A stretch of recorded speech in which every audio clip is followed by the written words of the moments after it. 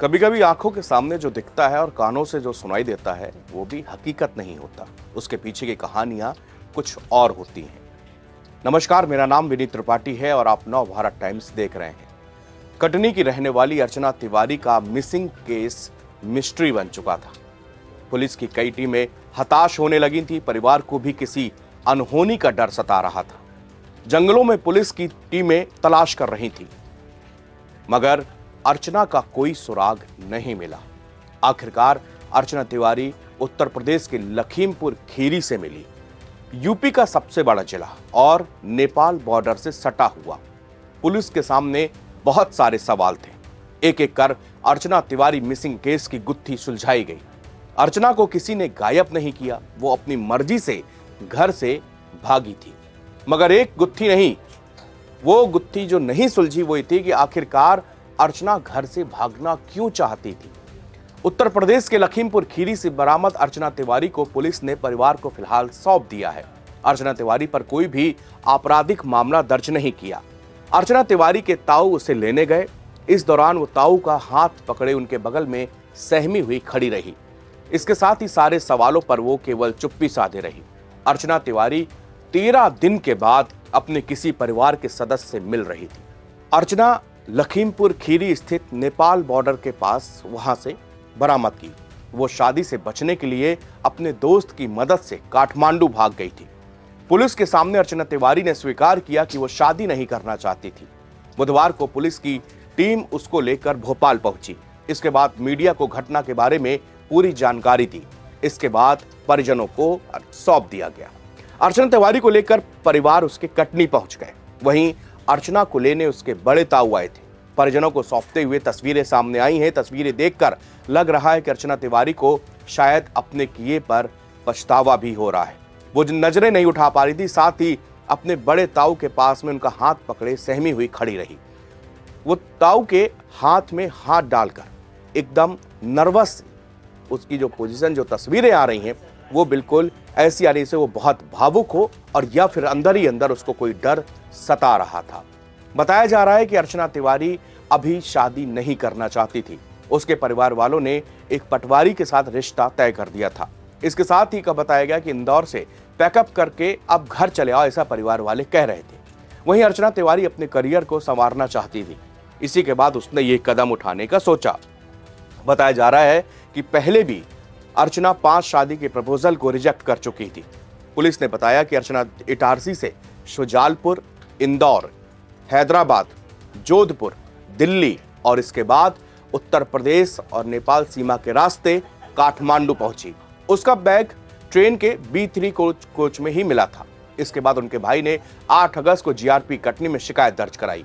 वहीं पुलिस ने 500 से ज्यादा सीसीटीवी फुटेज खंगाले। एनडीआरएफ के जवानों ने बरखेड़ा से बुधनी तक के जंगलों में तलाशी करी। गोताखोरों ने नर्मदा नदी के 32 किलोमीटर के हिस्से में खोज की। पुलिस को अर्चना के एक कॉल रिकॉर्ड के बाद यह पूरी गुत्थी सुलझी। हैरत की बात यह है कि अर्चना तिवारी मिसिंग केस कुछ पुलिस के लिए ऐसा ही होता जा रहा था जैसा सोनम रघुवंशी का था। सोनम रघुवंशी अपने पति की हत्या करने के बाद से गायब थी।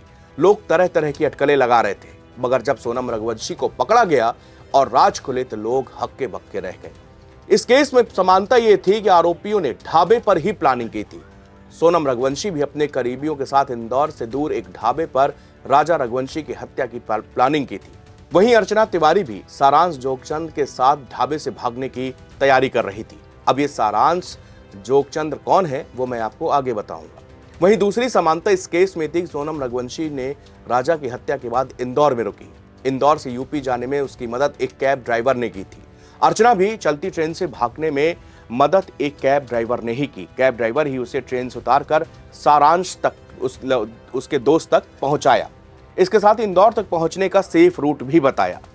कटनी की रहने वाली 22 साल की अर्चना तिवारी 12 दिन के बाद मिली। वह उत्तर प्रदेश के लखीमपुर खीरी के पास से बरामद हुई। बड़ा सवाल यह है कि इंदौर में रहकर सिविल जज की परीक्षा की तैयारी कर रही अर्चना वहां तक पहुंची कैसे।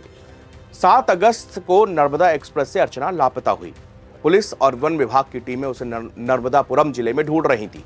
इसी बीच मंगलवार को अर्चना ने अपनी मां को फोन करके बताया कि वो सुरक्षित है। इसके बाद पुलिस ने उनकी लोकेशन को ट्रेस किया। अर्चना तिवारी ने अपने दोस्त सारांश जोगचंद के साथ ढाबे पर भागने की तैयारी की थी। सूत्रों के मुताबिक अर्चना तिवारी भोपाल से काठमांडू अपने दोस्त के साथ गई थी। संभावना व्यक्त की जा रही है कि उस वक्त वो भी लड़का यानी सारांश उसका दोस्त वो भी साथ था।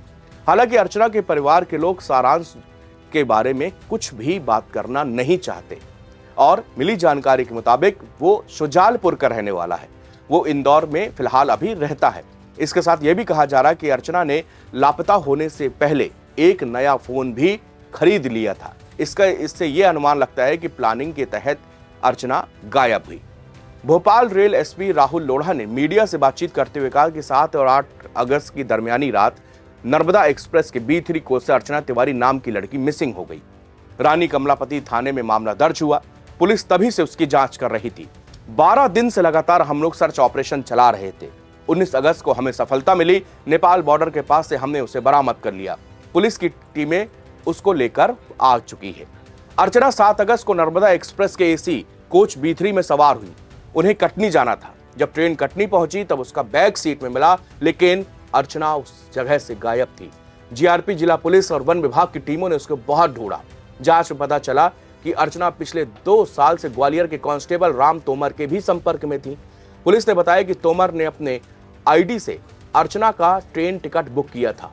तोमर ने पुलिस को बताया कि उन्होंने टिकट तो बुक किया, लेकिन अर्चना ट्रेन में नहीं चढ़ी। पुलिस ने यह भी बताया कि कांस्टेबल कभी भी अर्चना से नहीं मिला।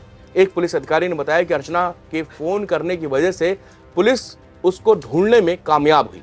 पुलिस टीम उसकी लोकेशन पर गई, जहां पर उसने साकुशल बरामद किया। गायब होने से पहले अर्चना ने अपनी चाची से बात करते हुए अपनी लोकेशन भोपाल के पास बताई थी। इसके बाद से ही किसी से बात नहीं हुई और आखिर में उनका फोन स्विच ऑफ हो गया था। स्विच ऑफ के साथ ही कहानी शुरू होती है, लेकिन लखीमपुर खीरी से अर्चना के बरामद होने के बाद इस केस के एक परतें पुलिस ने खोली है।